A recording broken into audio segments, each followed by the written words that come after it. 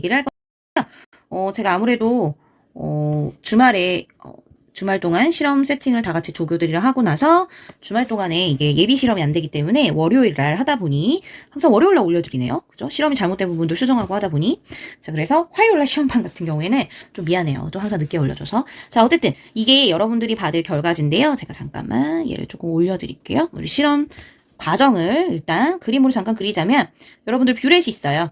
자, 뷰렛에다가 NaOH 용액을 만들 거예요. 자, 이 뷰렛에는요, NaOH 큰 뷰렛, 우리 뷰렛은 1학기 때도 사용해봤었고요.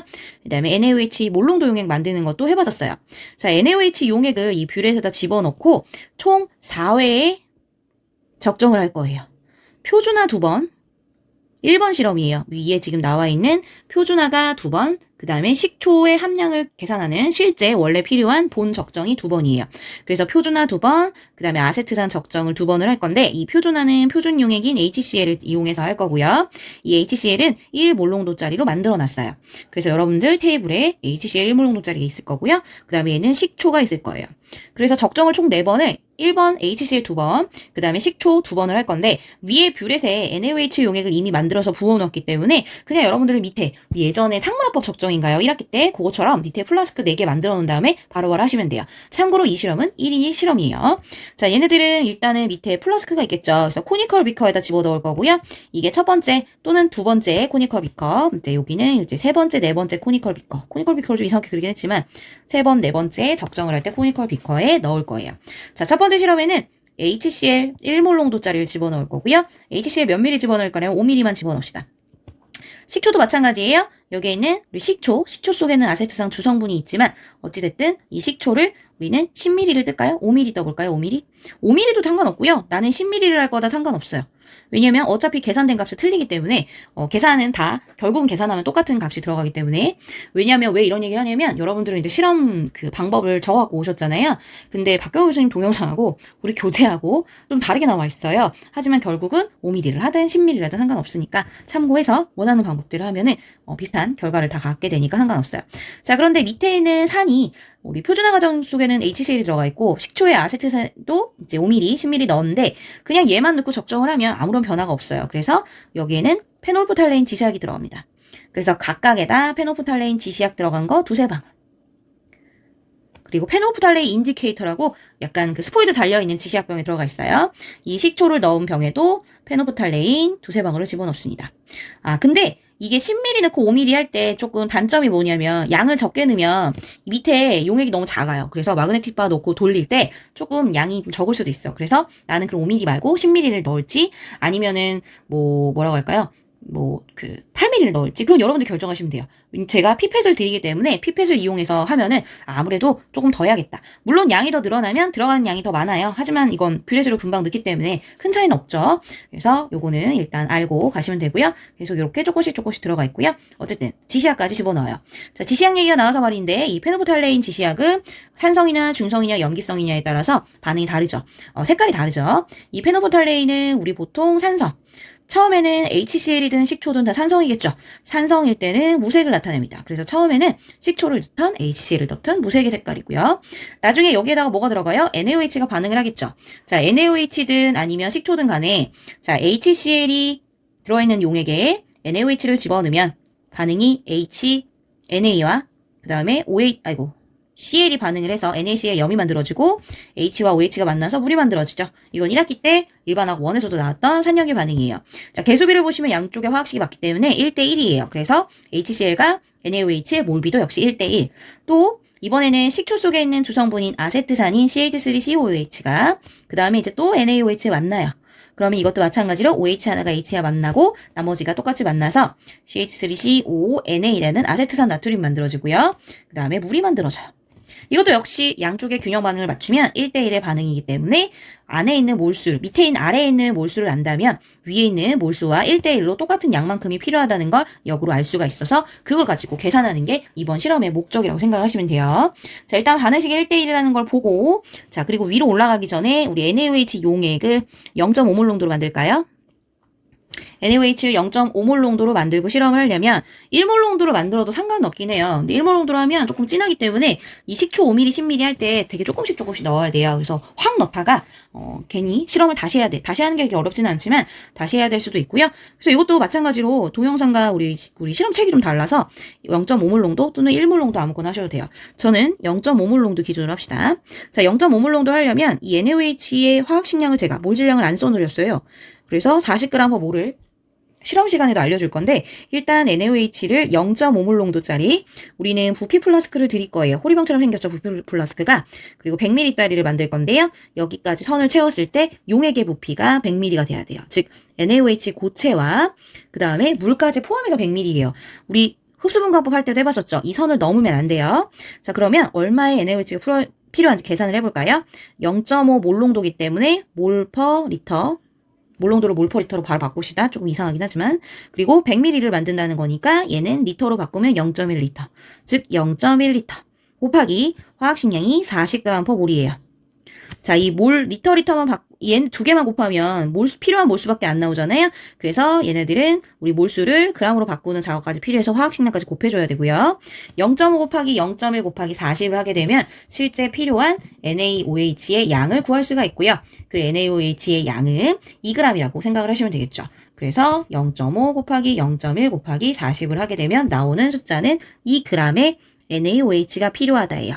자, 만약에 1몰 농도로 한다면 나는 1몰 농도 진하게 할 거야. 그러면 4g의 NaOH가 필요하겠죠? 0.5 대신에 1이 들어가니까 딱 2배잖아요.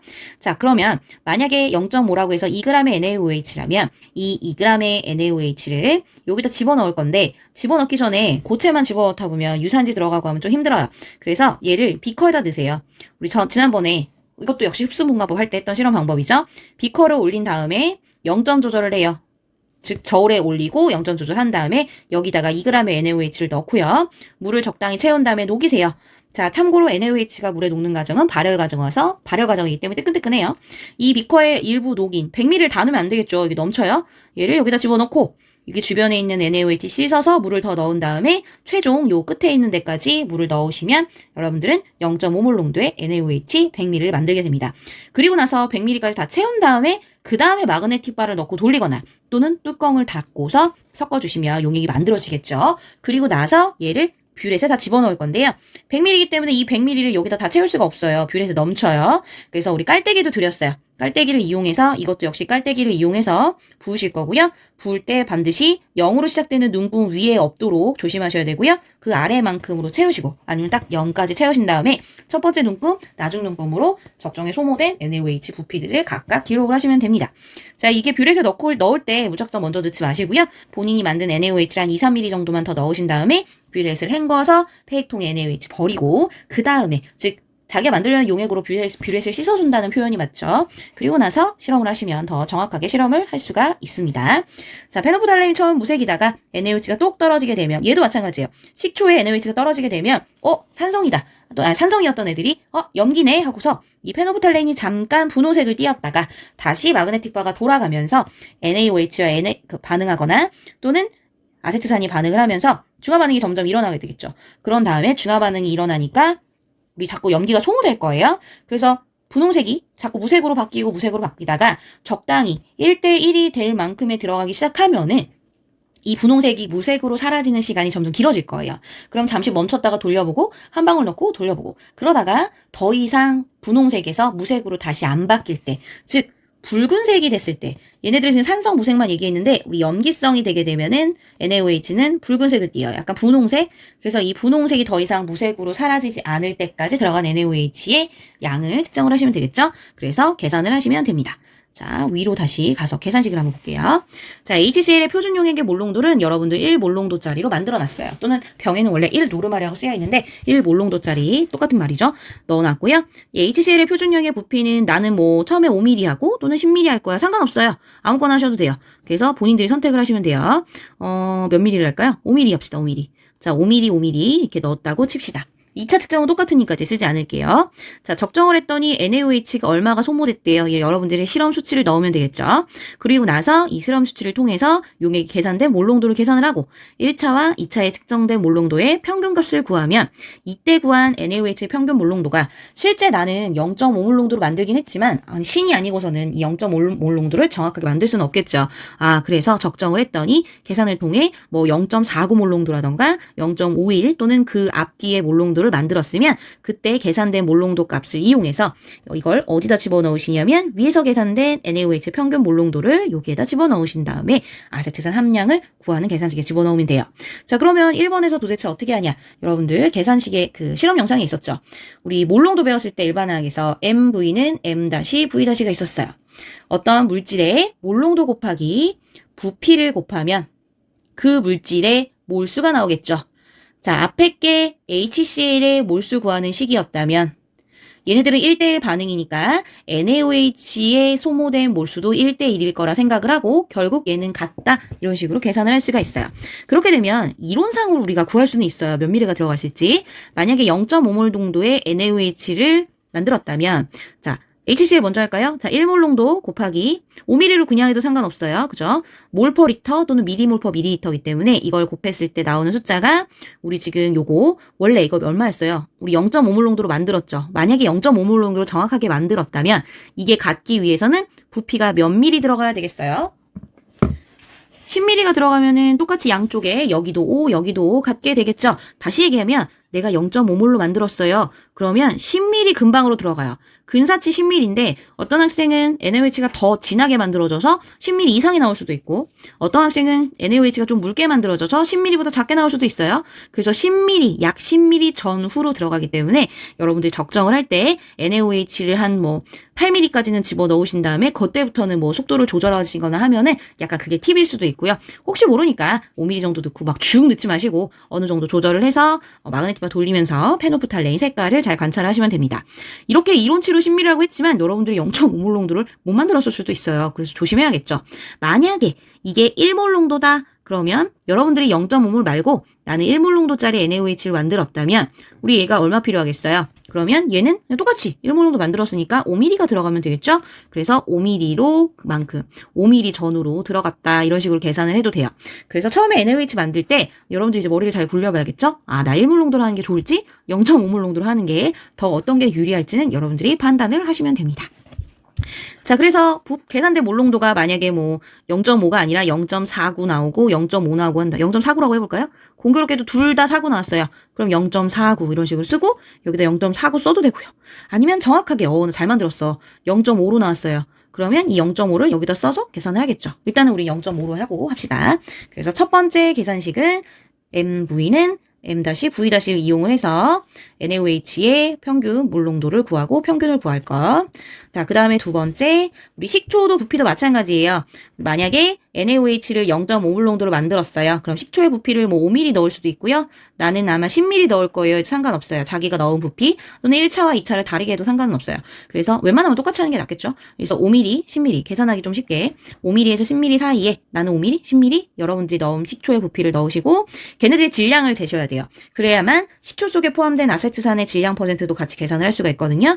그래서 전체 부피분해가 아니라 우리 저울에다가 비커를 이제 코니컬 비커죠. 코니컬 비커 빈 거를 넣으신 다음에 0점 조절을 하시고 그 다음에 식초를 넣으실 때 5mm를 넣을지 10mm를 넣을지 정하시고 만약에 5mm를 넣었다 그러면 0점에서 몇 그램 하고 나오겠죠. 5mm면 5g 뭐 이런 식으로 보통 나와요. 약간씩만 다르긴 하지만 그래서 각각의 넣은 부피를 일단 재야 돼요.